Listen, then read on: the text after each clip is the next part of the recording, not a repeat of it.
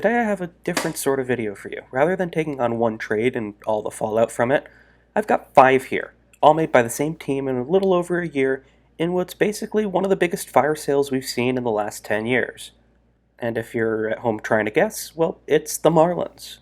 The 2017 Marlins were in a really interesting place. Their lineup was one of the better ones in baseball, with basically every one of their 8 starters at least a league average bat. They were also really young, with their oldest starter being the 29-year-old second baseman Dee Gordon. Their outfield in particular was elite, composed of players hitting and just reaching their primes. In left field, they had 26-year-old Marcell Ozuna, who was a back-to-back All-Star, hit 37 homers in 2017, and won both the Gold Glove and Silver Slugger. In center field, they had 25-year-old Christian Yelich, who picked up both a Gold Glove and a Silver Slugger in previous seasons, and had a career OPS plus of 121 over 5 seasons. And in right field, they had 27-year-old Giancarlo Stanton, a 4-time All-Star and 2-time Silver Slugger, who won the 2017 NL MVP on the back of hitting 59 homers, most in a single season since the steroid era. Now, despite this, the Marlins had 2 problems. Number 1 is they basically had no pitching. Following the sudden and tragic passing of their young ace Jose Fernandez in 2016, their rotation was bad in 2017, with their top starters league average at best. Because of this, they gave up the 3rd most runs among NL teams and finished with just 77 wins, though that was good for second in the weak NL East. And problem number 2, they just couldn't draw fans. They finished last in the NL in attendance for the 5th straight year, and for the 11th time in the last 12. And because they couldn't draw fans, they were one of 5 teams in MLB that operated at a loss in 2017. Their longtime stingy owner, Jeffrey Loria, sold the team towards the end of the year. Now, the Marlins could have used their success at the plate as a springboard to build on. New ownership led by former Yankee star Derek Jeter could have gambled and swung at some free agent pitchers in a relatively deep class. Bringing in some players to improve their pitching could have brought more fans in and even made a push for the wild card in 2018. Now, if you know anything about the history of the Marlins, you'd know this would never happen. Like they did in 1997, 2005, and 2012, they executed a fire sale and traded basically everybody who had value. By opening day 2019, only one of their starting 8 from 2017 remained on the team, and that was Miguel Rojas, their shortstop. We're going to go through the biggest of those trades, see what the Marlins got, and how their stars did on their new teams. Dee Gordon was the first domino to fall. He had 3 years and nearly $30 million remaining on his contract. The Marlins sent him to the Mariners for infield prospect Chris Torres and pitching prospects Nick Neidert and Robert Duggar. Torres didn't reach the majors with Miami, and he left as a free agent in 2022. Neidert reached the majors in 2020, and he got a handful of MLB outings over the next 3 seasons. Across 8 starts and 5 relief appearances, Neidert was nothing special. He pitched to a whip near 1.5 and a FIP over 5. In his 49 innings, he was worth .5 WAR, and Neidert left as a free agent after the 2022 season. Robert Duggar reached the majors in 2019, and he made a few appearances for the Marlins the next 2 seasons. Across 8 starts and 3 relief appearances, he was awful. In 45 innings, he had a whip over 1.6 and a FIP approaching 7. He was worth -1 WAR. And after the 2020 season, Duggar was placed on waivers and claimed by the Mariners. And on the other side, Dee Gordon played 3 years for the Mariners. He finished out that contract, and he bounced between second base, shortstop, and the outfield over that time. And he, frankly, wasn't that good. Across nearly 300 games, he slashed .266, .293, .343 for a 76 OPS plus and 1.8 WAR, which is less than half of what he produced in 2017 alone. After the 2020 season, he left in free agency. So the verdict on Trade 1 is it's a lose-lose deal on the field. Gordon really wasn't good for the Mariners, but the Marlins didn't really get anything back for him. But they don't really care about that. They didn't have to pay him anymore, so they saved $30 million. Just 4 days later, on December 11th, 2017, the Marlins sent Giancarlo Stanton, along with $30 million, to the Yankees for infielder Starlin Castro, infield prospect Jose Devers, and pitching prospect Jorge Guzman. Now, it's important to remember just how much money Stanton was owed. This trade got the Marlins out of over $250 million in financial obligations over the next 10 years, so they didn't really care what came back, if anything came back at all. Now, Starlin Castro replaced Dee Gordon as Miami's primary second baseman for the next 2 seasons, and he was nothing special, though he was incredibly durable, missing just 8 games in 2018 and playing all 162 games in 2019. His bat was essentially where it had been his entire career, league average. Across 316 games, Castro slashed .274, .314, .418 for a 97 OPS plus and 2.8 WAR, and he then left in free agency following the 2019 season. Jose Devers reached the majors in April of 2021, and he had 2 stints with the Marlins that season, and he was not good. Through 21 games, he had a 69 OPS plus and -0.2 WAR. In June, he was returned to the minors, where he's remained ever since. He's still in their system, and he's actually performing pretty well at AAA to start 2024. so maybe he does return to the majors. He's only 24 years old, so he does still have some time. And Guzman made one MLB appearance in 2020 and two more in 2021. And in his brief time, he was awful. He allowed 8 hits, 6 runs, and 7 walks in just 2 2/3 innings, good for minus .4 WAR. After the 2021 season, Guzman left in free agency. Now, Giancarlo Stanton's still a Yankee, and he's under contract through 2027. He spent most of his time there as the team's designated hitter, and his tenure there has been up and down. He's broken 30 homers 3 times, in 2018, 2021, and 2022. But he's also missed significant time with various injuries, and in 2023 he was even below replacement. He's slimmed down heading into 2024, and he's looked pretty good so far in the season, with 5 homers and a 126 OPS plus through 19 games. In more than 6 years in the Bronx, he's put up 8.5 WAR. So trade 2 was a win for the Marlins. While Stanton's had some value, he's not nearly been worth the more than $150 million that the Yankees have paid him since they acquired him. Now we jump just 3 days ahead to December 14th, 2017. In the middle of the winter meetings, the Marlins sent Marcell Ozuna to the Cardinals for 4 prospects: outfielder Magneuris Sierra and pitchers Daniel Castano, Sandy Alcantara, and Zach Gallen. Sierra was called up in July of 2018 and spent the next 4 seasons bouncing between the minors and the Marlins. And when he was with the Marlins, he was a depth outfielder, and he never really figured out how to hit at the MLB level. Across over 200 games and over 400 plate appearances, Sierra never hit a homer and slashed .230, .277, .273 for 51 OPS plus and minus 1 WAR. After the 2021 season, Sierra left in free agency.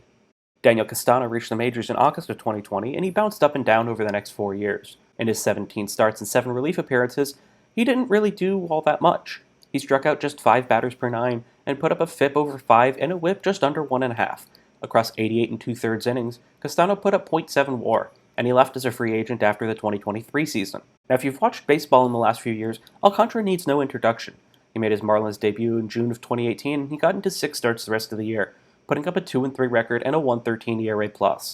Sandy made the rotation out of camp in 2019, and he proceeded to break out. Despite leading the NL with 14 losses, he also threw 2 complete game shutouts, which led the NL as well. He set a franchise record for the most innings pitched as a rookie, and made the All-Star game as the Marlins' only representative. Alcantara followed that up with a decent 2020, making 7 starts and going 3-2 with an ERA of just 3. He continued to be a workhorse in 2021. He broke 200 strikeouts for the first time, he led MLB with 33 starts, and finished the year with a 9-15 record and a 1.32 ERA+. Following the season, he signed a 5-year extension to stay in Miami through 2026. In 2022, Alcantara turned into the best pitcher in baseball. He led MLB in innings pitched and complete games, he put up a 14-9 record, and finished with the most WAR among all MLB pitchers. He made a second All-Star game, won the NL Cy Young unanimously, and received MVP votes. Now, Sandy regressed in 2023, which was expected given just how good his previous year was. He still ate innings like few others in the modern game, averaging 6.5 innings per start, and led MLB again in complete games. Unfortunately, in September he went down with a forearm injury and wound up needing Tommy John surgery, and he's going to miss the entire 2024 season. When Sandy returns in 2025, he'll still be under contract for 2 more years, but given the Marlins' track record, maybe they'll trade him. I wouldn't put it past them. Across his 138 starts with Miami, he's got a 41-55 record, a 1.29 ERA+, and 20.3 WAR. Zach Gallen reached the majors in June of 2019, and he joined the Marlins rotation. And through 7 starts, he was actually really good. He pitched to a 1.56 ERA+, and 1.3 WAR. But at the deadline, the Marlins decided to move him. They had a handful of young starters who they believed were nearly MLB ready and a serious lack of infield prospects. So Gallen was traded to the Diamondbacks for one of their top infield prospects, Jazz Chisholm. Chisholm reached the majors with Miami in September of 2020, and he didn't play all that well the rest of the season. But in 2021, he took over as the team's primary second baseman, and he looked pretty good. In 124 games, he had a 95 OPS plus, and he showed his speed with 23 steals. Chisholm broke out in 2022. Through 60 games, he had a 138 OPS plus, and he earned himself an All-Star nod. Unfortunately, he missed that game with a back injury, which ended up keeping him out the rest of the season. Heading into 2023, the Marlins traded for Luis Arraez and moved Chisholm to center field. He struggled with the defensive adjustment and wasn't quite as good at the plate as the year prior, but he did have some highlights. Before the season, he was named the cover athlete for MLB The Show 2023, and he set a career high with 19 homers. Chisholm has had a solid start to 2024, putting up a 103 OPS plus through 23 games. Across his more than 300 games so far in Miami, he's got the same OPS plus, 103, and 6.3 WAR. On the Cardinals side, Marcell Ozuna played 2 solid seasons in St. Louis, but it was a step back from his recent success with the Marlins. Through 278 games, he hit 52 homers and put up a 107 OPS plus and 4.6 WAR. He then left in free agency following the 2019 season, but the Cardinals gave him a qualifying offer, and they got the 70th pick in the 2020 draft. And with that pick, the Cardinals selected Alec Burleson out of East Carolina. Burleson reached the majors in September of 2022, and he's been a utility player for the Cardinals ever since. And he really hasn't been all that special. He's put up an 80 OPS plus and minus .8 WAR in 141 career MLB games. So we're looking at a combined 3.6 WAR given to the Cardinals, while the Marlins got back 28.6 WAR. So the Marlins are now 3 for 3 on winning these trades, but this one's not just financial. They saved about $21 million by trading 2 years of Ozuna, and they turned him into a Cy Young winning pitcher and an all-star batter. One of the better trade wins in recent memory, not just by the Marlins, but by any MLB team. Now we jump forward a little over a month, January 25th, 2018. The Marlins finished clearing out their outfield, and they sent Christian Yelich to the Brewers for 4 prospects. Outfielders Lewis Brinson and Monte Harrison, infielder Isan Diaz, and pitcher Jordan Yamamoto. Brinson became the Marlins' top prospect following the trade, and made the opening day roster out of camp in 2018. He spent the next 4 seasons bouncing between the Marlins and AAA, and never figured out how to hit MLB pitching. In 320 games, he slashed .203, .248, .345 for a 55 OPS plus and a dreadful minus 3.1 WAR. Following the 2021 season, Brinson was non-tendered and left as a free agent. Monte Harrison became the Marlins' number 2 prospect following the trade, and he reached the majors in 2020, and he got into 41 games over the next 2 seasons. And like Brinson, Harrison never really figured out how to hit major league pitchers. He slashed 175, 230, 263 for a 33 OPS plus and put up minus .1 WAR. And in 2022, he was released. Isan Diaz reached the majors in late 2019 and spent the next 3 seasons bouncing between the majors and the minors. And like the other 2 prospects, he couldn't hit at the MLB level. Through 145 games, he slashed 185, 275, 287 for a 52 OPS plus and minus 2.7 WAR. And in early 2022, Diaz was DFA'd and traded to the Giants for cash. Jordan Yamamoto reached the majors in 2019, and he had a really solid rookie season. Through 15 starts, he put up a 1.14 whip and a 96 ERA+. But in 2020, he fell apart, and he gave up an absurd 23 earned runs in just 11 1/3 innings. Across the 2 seasons, he was worth 0 WAR, replacement level. In early 2021, Yamamoto was traded to the Mets for shortstop prospect Federico Polanco, who was released in 2023 without playing in a major league game. Now, I broke down the Brewers side of this trade as part of the Zach Greinke tree. Check that one out if you want to hear more about Christian Yelich. But in short, he's been great. He won NL MVP in 2018 and finished second in 2019. Both those years, he was an All-Star and won Silver Sluggers. He then signed a huge extension, and he progressed after that season, and he had a couple injuries that slowed him down. But 2023 was a nice bounce back for him. And while he's dealing with injuries again in 2024, he's been great when healthy. He hit 5 homers in just 11 games. Across 761 games in Milwaukee, he's put up a 136 OPS plus and 22.9 WAR. Now, trade number 4 is the first real miss by the Marlins. Yelich was due about $45 million for the remaining 4 years on his contract, and he was worth far more than that over those years. And not only did none of the prospects pan out, but they were all replacement level or worse at MLB. As Marlins, they combined for 5.9 wins below replacement. Now, following that fire sale, the Marlins expectedly got way worse in 2018, dropping from second to last in the NL East and winning 14 fewer games. But they did have one bright spot, and that was the play of 27-year-old catcher JT Realmuto. Realmuto was coming off back-to-back very good years in 2016 and 17, which led to some rumors he'd be moved in the fire sale, but he wasn't. And in 2018, he led the Marlins in WAR, led all MLB catchers in OPS+, made his first All-Star game, and won the catching Silver Slugger. So what did the Marlins do with their new young star, who was 2 years from free agency? Did they build around him, extend him? Of course not. It's the Marlins. Heading into the 2019 season, they traded him. On February 7th, 2019, Realmuto was traded to the Phillies for catcher Jorge Alfaro and pitching prospects Will Stewart and Sixto Sanchez. Will Stewart didn't reach the majors for the Marlins, and he left in free agency following the 2023 season. Alfaro spent the next 3 years with the Marlins, and he really wasn't that good. In 253 games, he slashed 252, 298, 386 for an 82 OPS+, and his defense wasn't great either, leading to just .2 WAR. Following the 2021 season, Alfaro was traded to the Padres for cash. The centerpiece of this trade, Sixto Sanchez, was called up in August of 2020, and he spent the rest of the shortened season in the Marlins rotation. And he was great.